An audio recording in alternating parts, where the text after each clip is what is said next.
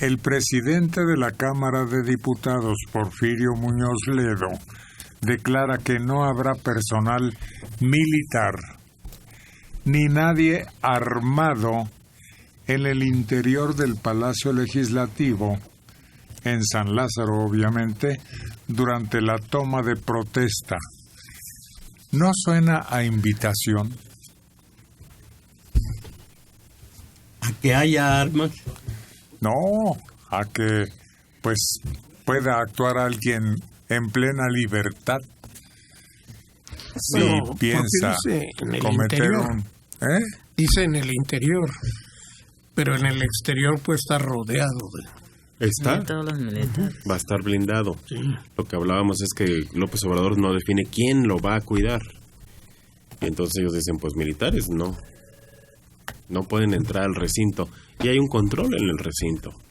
Arcos de metal, protecciones. Bueno, claro que habrá otras medidas. Un avión jet, listo. Un helicóptero de los más poderosos en sus filas. Tiradores expertos en los alrededores de los que llaman Franco. Pero en el interior, ni armas ni militares en uniforme. En uniforme, porque se ha manejado que tiene un grupo de personas que, sí, vestidas de civil, que están cuidándolo. ¿Quién sabe qué tan capacitadas estén? Y eso es lo que nos provoca un poco de angustia. Ahora, si sí va a haber todo ese movimiento alrededor, si sí va a haber tanta seguridad como francotiradores, gente vigilando y todo esto, entonces esta idea de estoy aquí sin protección es nada más pantalla. Habrá que tener bien clara cuál es la postura. ¿Qué tipo de pantalla? Sí, como decir que está sin protección, pero sí va a tener todo ese tipo de protección. Es nada más como cuidar esa imagen de austeridad, pero sí hay un gasto en protección. La diferencia entre él como persona y la nación con ese interés de proteger su seguridad. Porque ya no es su seguridad, es la de la nación. Ya no se pertenece para nada. Cualquiera que llegue a la presidencia ya no es Juan Pérez, ya hay que cuidarlo, hay que saber que de su salud depende mucho la salud de la República. Y se extiende un poquito él lo que representa, pero además los invitadazos. Uh-huh. No puedes dejar que los invitados estén a la buena de Dios. Vamos, no pueden tomar agua de la llave. El problema de seguridad es quién va a cuidar ahora esos invitados que traemos. Ellos van a venir. El problema es que si llegan de Estados Unidos, tienen que entregar sus armas. ¿Ahora las van a traer? Él mismo va a tener que ir modificando, López Obrador, muchas de las cosas que ha establecido como su imagen de austeridad.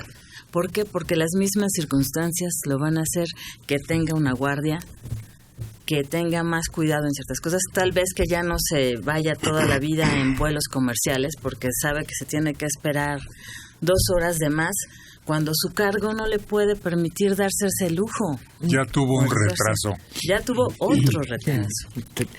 Pero aquí lo importante es que no solo está él, no solo está el actual presidente Peña Nieto, sino que vienen personalidades de todo el mundo, a los cuales los que les garantizaban la seguridad era el Estado Mayor Presidencial. El Estado Mayor Presidencial termina sus funciones y se integra al Ejército el 30 de noviembre a las 12 de la noche.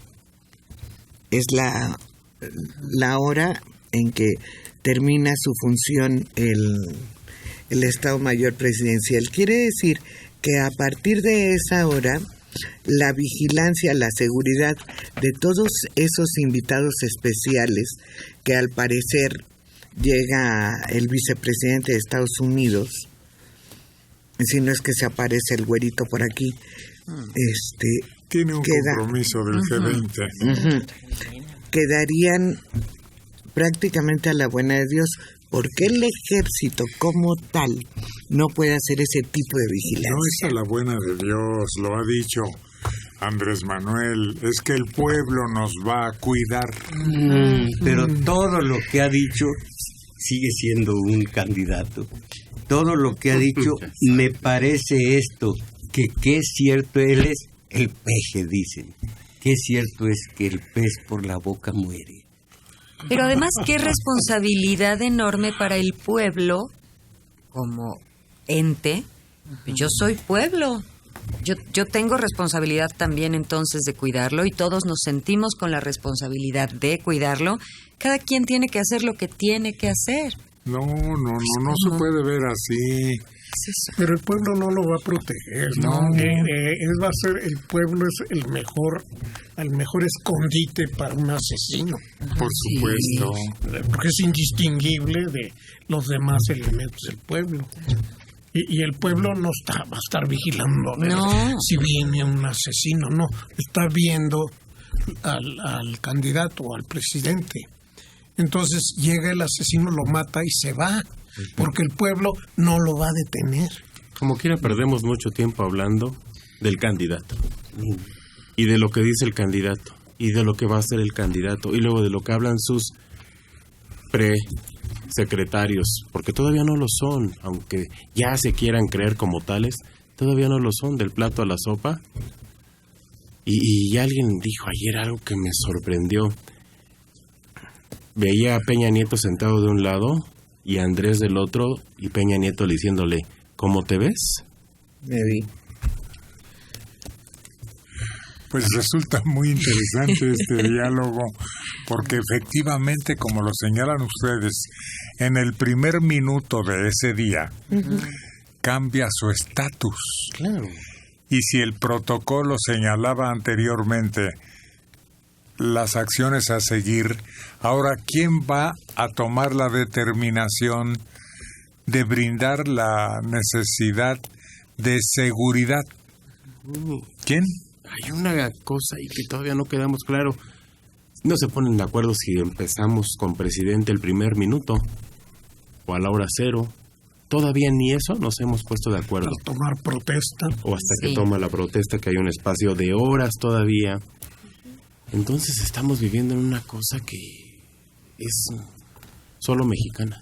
Y teniendo tantísimo control, las cámaras, el ejecutivo, que es el que va a ser él, me recuerda el apotegma aquel de el poder corrompe, el poder absoluto corrompe absolutamente. Hay que estar muy prevenido. Aquí entre nos les dije desde hace mucho, pues yo creo en la gente. El pueblo es una entelequia, es una cosa vaga. Creo en la gente, pero los que toman el poder, pues dice la historia cómo han defraudado. Entonces yo no tengo mucha confianza en el que llegue.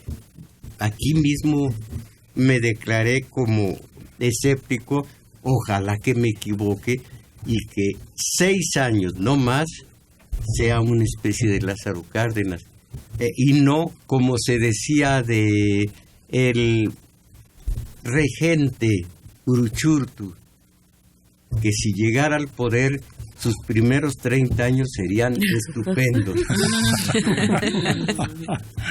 Pues como quiera que sea, a ver, vamos a cambiarle. Pero este es un rasgo muy importante de la personalidad de el candidato. Fíjense, pese a las críticas que ha recibido el proyecto en la próxima administración, se construirá el Tren Maya en el sureste del país, aseguró Andrés Manuel. Les guste o no les guste a nuestros adversarios, a los fifís, a la promesa fifí, vamos a construir el Tren Maya. Me canso ganso. En Cancún. No, creo que están bien expresadas las frases. A mí me decepciona. Es como cuando Calderón, que también me decepcionó mucho, habló del embajador de Estados Unidos, le echa mucha crema a sus tacos. Un titular del Ejecutivo no puede decir eso. Bueno, haya sido como haya sido. ¿Qué te pareció? No, pues que haya sido como haya sido, llegó a la presidencia con 0,4 de diferencia precisamente con López Obrador. No, es muy difícil llegar a topar con un estadista de principio a fin. Jule. Sí. Esa es mucho pedir. Sí. Un estadista es un hombre con calificaciones, con pasado, con experiencia y con muestras de tener un estatus muy elevado. Primero lo parece y luego lo es, o al revés, es y parece. Bueno, aquí hay otro problema. Para mejorar la seguridad pública en México, no se requieren más militares o policías federales, sino capacitar a los agentes civiles de los estados, plantean especialistas en la materia. Alejandro Madrazo y Catalina Pérez Correa, investigadores del Centro de Investigación y Docencia Económica, CIDE, dudaron de el anuncio que hizo Andrés Manuel, quien dijo que allá en Toluca estando, se emitirá una convocatoria para reclutar a 50,000 jóvenes para que se incorporen al Ejército, a la Marina y la Policía Federal. Y también otra crítica detrás del anuncio del presidente electo Andrés Manuel para conformar un cuerpo de seguridad de 50,000 jóvenes. Fue calificado por el coordinador del grupo parlamentario del PAN en el Senado, Damián Cepeda, como una ocurrencia. El coordinador de la bancada panista hizo un llamado para dar claridad sobre la política de seguridad pública, en particular el trato que se dará a las Fuerzas Armadas. Sí, y pues hay obviamente las instituciones idóneas para tomar el control del combate al crimen. Creo que lo importante es fortalecerlas, limpiarlas, es decir, evitar la infiltración del crimen en sus filas, todo esto. Claro, debe haber una política de reclutamiento. Si se requieren más hombres para hacer frente, y mujeres también, para hacer frente al crimen, pues adelante, que se recluten. Pero esa reclutación existe, sí, está vigente. Está. Pero ¿qué le puedes ofrecer a un nini o a un hombre que ya no quiere estudiar y quiere pertenecer a cualquiera de esos grupos como atractivo si actualmente los traen de la seca a la meca y muchas veces ni cubren los emolumentos de las instalaciones en que están destacados, o el sueldo no les es suficiente para mantener a una familia, por pequeña que sea? ¿Qué les ofreces? Sí, además, pues el entrenamiento es duro. Durísimo. Y el nini no está como para irse a un campo de entrenamiento a brincar zanjas y todo eso. Yo esto lo veo mucho peor de lo que están diciendo, porque ya no hablemos de los problemas de que de dónde sacas a los jóvenes, cómo les pagas, cómo los entrenas, cómo esos jóvenes entrenados los mantienes en la Policía Federal y no se te convierten un día en criminales. Cómo esos jóvenes van a querer irse a vivir a otro lado de la República a sufrir, donde no hay un marco jurídico. Yo no voy a hablar de esos problemas. Me preocupa más que sí consiga sus 50,000 jóvenes, porque lo que quiere decir es que se quiere seguir agarrando a golpes con los narcos. Y eso, hace 12 años, más, que ya vimos que no funciona. Muy mala estrategia. Y hablando de las instituciones, existe la Carta Magna, las leyes secundarias, existen las instituciones, nada más que hay un problema, están manejadas por individuos que no tienen esa moral personal ni de grupo.